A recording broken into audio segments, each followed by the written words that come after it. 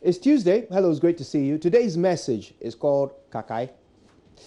The other day, my friend Mawina inspired me without intending to. She had been experiencing a weird problem with her electricity at home. All the lights and sockets worked in the house, except the ceiling lights in two bedrooms, hers and her brother's. Now, Mawina is afraid of the dark. And when I say afraid, I mean fatally mortified of it. Switch off the lights and her imagination immediately takes over, conjuring up the most horrifying images of terror. So she decided to sleep in the living room with the lights on until morning, when she could call an electrician. Of course, when she told me about it, I immediately realized that the problem was with a tripped fuse. So I told her to find the fuse box so that I could show her how to flip the fuse back on. After a few minutes of treasure hunting, we located the fuse box. And that was when the real problems began. You know, in most childhood homes, there is often that one dark corner of the house where the kids are scared to go, perhaps because of the weird noises or the scary shadows there. Or perhaps because mommy and daddy have told you that is where the Kakai lives, you know, the boogeyman who will come and get you if you don't do your homework. For Mawina, the grey fuse box on the wall in the dark corner represented all that and more. She was petrified, frozen to the spot, unable to take one step further towards the shadowy object that filled her with a crippling fear of untold horrors. What lurked behind the metal door? What would it do to her? What if she got electrocuted?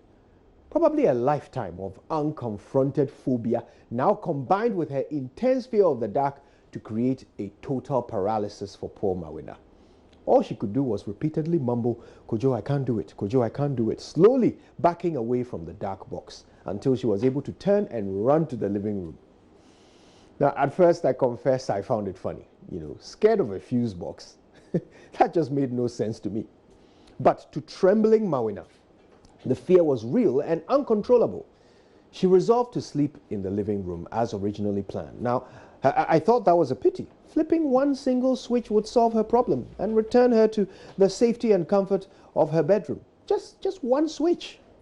Anyway, to my surprise, after she caught her breath, I managed to convince her to give it another go. Now, I wonder what it would have been like to watch Mawina going through the next few minutes, but I can tell you, listening to it over the phone, it was like something out of an adventure movie. Little by little, she inched her way towards the dreaded fuse box until she got close enough to touch it.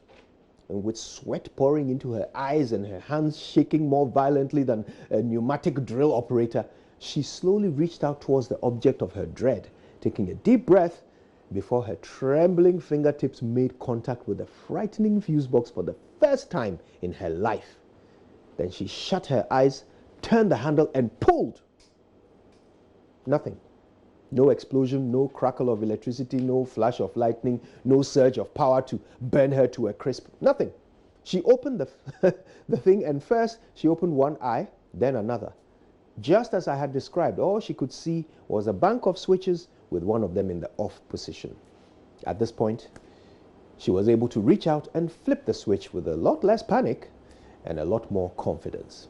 Now that she had seen the contents of the dreaded fuse box, she was no longer crippled by her irrational fear. Irrational fear. The correct word for that is phobia. Now the truth is that all of us are afraid of something. Some are afraid of heights. Others have a fear of flying. Some are terrified of public speaking. Some are gripped with a dread at the thought of death. I even know some grown men who are scared witless of clowns, kakamutubi, masqueraders, or any sort of painted faces. Now, all these fears may be irrational to those who don't share them, but to the afflicted, they are real. Now, my dear friend, the truth is that all of these fears, and indeed any other fear you can think of, amounts to the same thing, the fear of the unknown. You don't know what will happen in the dark.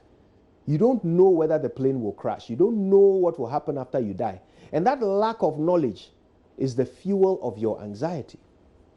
My dear friends, I want to suggest to you that indeed all fears are irrational.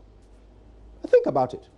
If what you fear If the thing that is keeping you paralyzed, preventing you from moving forward, from taking a chance, from speaking up, from opening a box and flipping a small switch to solve a big problem, if that thing you fear is unknown, if you don't know what you fear, then how does it make sense to fear it?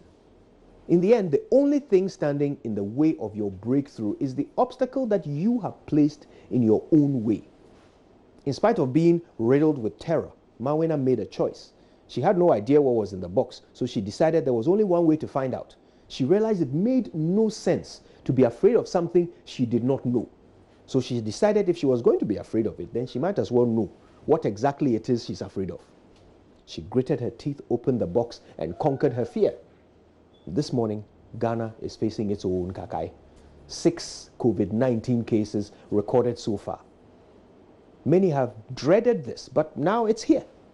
The only way out of it is through it. Let's not panic. Let's get information. Let's protect ourselves and our loved ones. And for the love of God, let us obey the instructions of health professionals. Like my soothing voice in Mawina's ear, health professionals will guide us through these uncertain times, and we will conquer this demon together. My friend, the only thing in your way is you. That promotion you are afraid to apply for, that venture you are afraid to attempt, that exam you are afraid to write, the crowd you are afraid to face. All these fears are only controlling you because you don't know what will happen when you face them. Now, if you fear the unknown, then the only solution is to know.